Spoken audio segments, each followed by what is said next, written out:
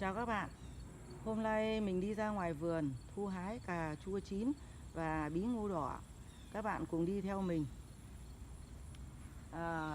Mấy hôm vừa rồi trời nó mưa, thế cho nên là mình không hái được. Đến hôm nay thì trời tạnh, thì cà chua trong vườn bắt đầu chín nhiều quá, thì mình phải hái thôi. Không có thì chúng sẽ rụng xuống vườn.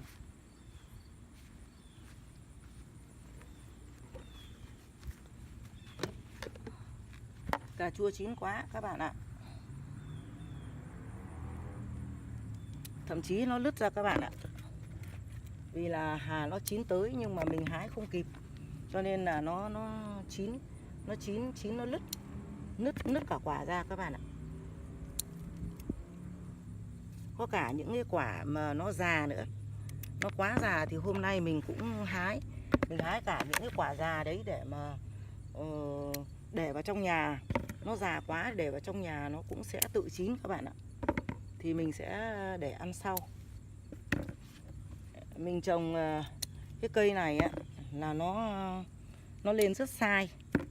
Mình đã hái được rất nhiều lần rồi, rất nhiều đợt rồi.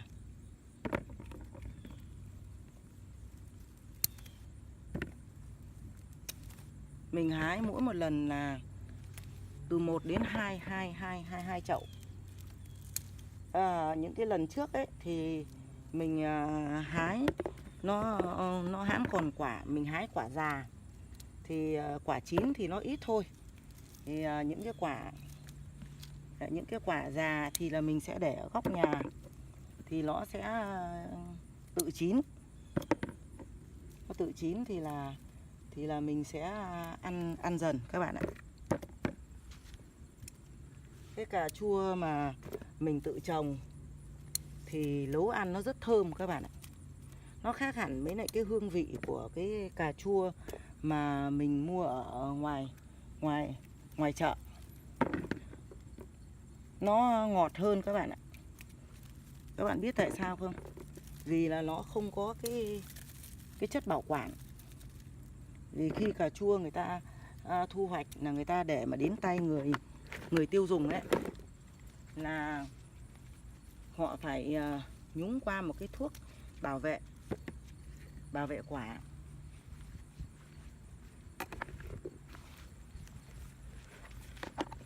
Cho nên là nó không đảm bảo bằng mình tự trồng. Nếu mình mà tự trồng được, mình hái như thế này, mình ăn thì nó sẽ rất đảm bảo. Mình sẽ hái cả những cái quả nó già như thế này. Mình sẽ để nó sẽ tự chín các bạn ạ. Đây là cà chua mình trồng tại vườn, cho nên là mình có thể mình chậm hái thì nó có thể là chín ở trên cây.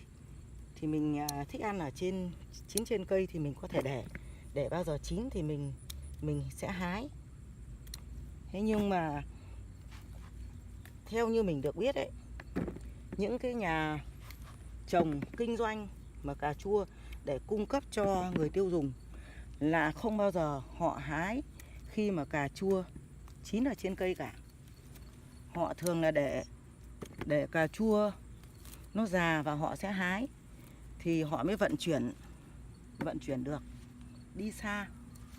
Cho nên là họ sẽ hái theo cái cách hái quả ương, quả già như thế này, như mình đây, chứ họ không để chín quá già các bạn ạ. Những cái quả chín như thế này là họ không bao giờ họ để trên cây để họ thu hoạch cả. Chỉ có gia đình mình trồng thì mình để chín thôi.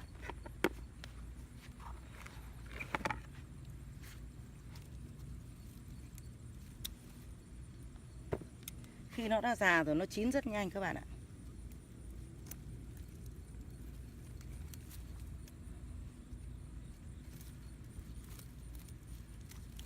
Nó chín quá nên là khi mình động vào cái là nó sẽ rụng, quả nó sẽ rụng xuống. Mình hái cả những cái quả xanh.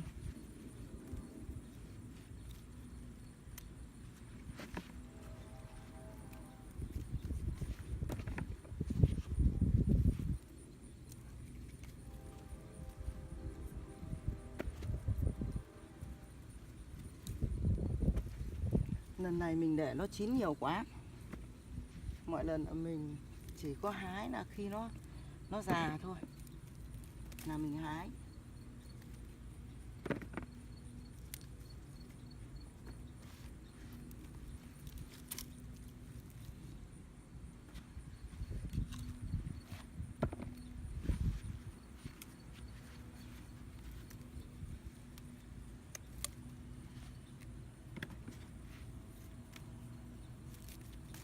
Đấy các bạn nhìn đấy, nó chín quá rồi là động vào cái là nó sẽ rời cái quả cái cà chua chín ra. Để chín quá như thế này hái cũng không phải là tốt đâu các bạn.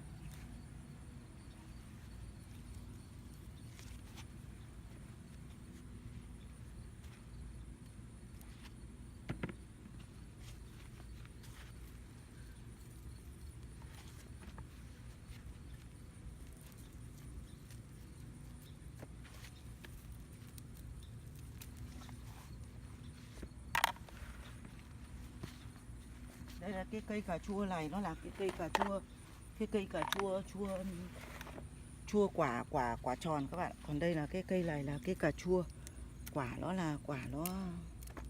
to hơn. Cái cây này là mình đã hái, nó bé này các bạn ạ, nhưng mà đây các bạn nhìn này, đấy, mà mình đã hái một chục quả ở cái cây này rồi. Hàng ngày ấy là mình chỉ có sáng là mình tưới nước lã và chiều mình cũng tưới nước lã những cái quả này. Mình sẽ để rồi là nó già này rồi nó sẽ tự chín các bạn ạ.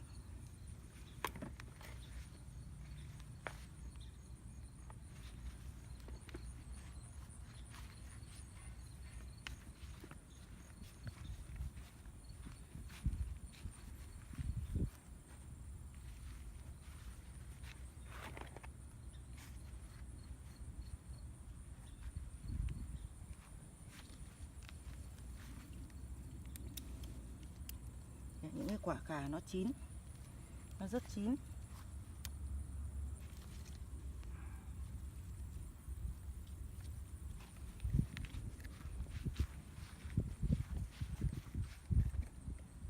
Các bạn nhìn đấy, nó chín đỏ này. Nó chín đỏ trên cây.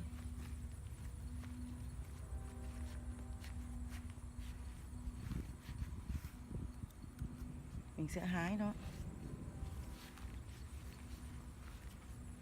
Cả những cái quả nó già như thế này, nó ương rồi mình cũng hái nó.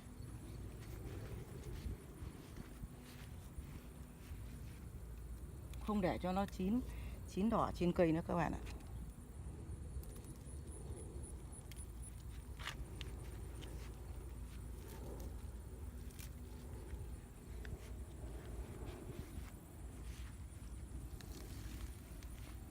Nó để chín quá ở trên cây này cũng không tốt đâu.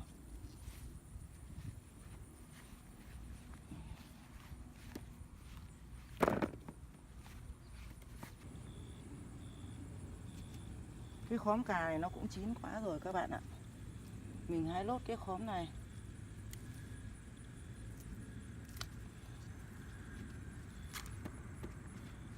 Những cái quả này nó già, nó sắp chín rồi, mình hái lốt.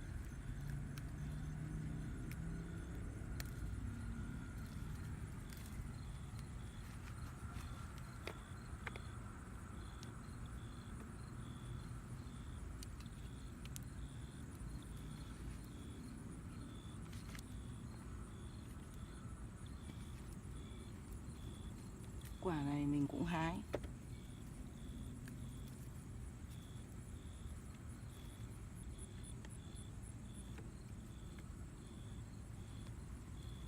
Quả này cũng chín rồi.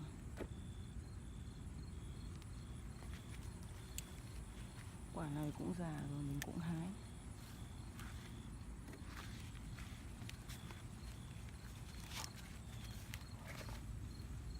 Quả này chín quá rồi.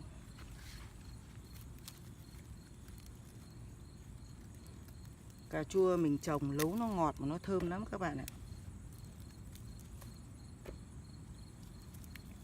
Mình rất thích ra vườn, bởi vì khi ra vườn hái cà chua hay làm cái việc gì ra ở ngoài vườn ấy là mình cảm thấy nó như là được thư giãn đấy các bạn ạ.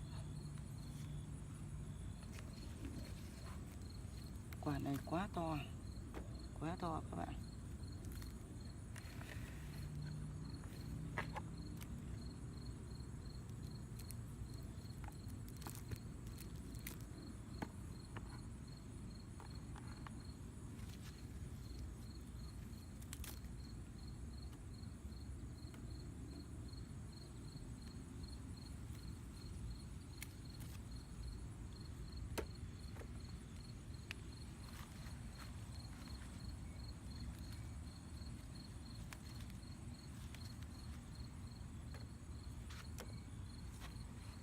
Nốt cái quả này.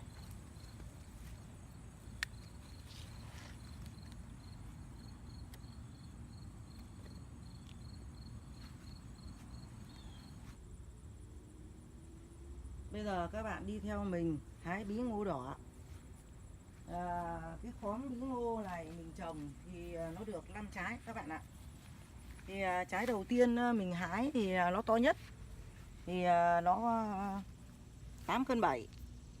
Trái thứ hai là đi 6 cân 6 cân 6. Thế còn bây giờ là còn 3 trái này. Bây giờ các bạn nhìn này, nó đã chín, nó chín rồi, và cái dây ấy, cái dây cung cấp cho nó đã bị khô rồi, nó bị khô này. Cho nên là hôm nay mình bắt buộc phải cắt ra thôi. Đây các bạn nhìn này, cái cuống của nó đã bị hỏng rồi. 3 trái này về sau thì nó nhỏ hơn những trái trước các bạn ạ.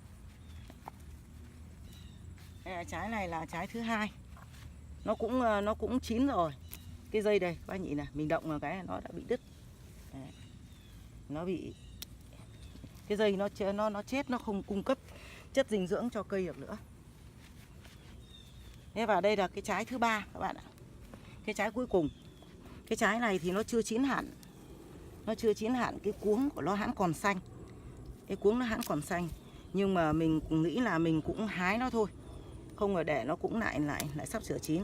Đấy, mình sẽ hái 3 trái bí ngô đỏ này. Đấy, để thu hoạch để mà mang vào để mà nấu các bạn ạ.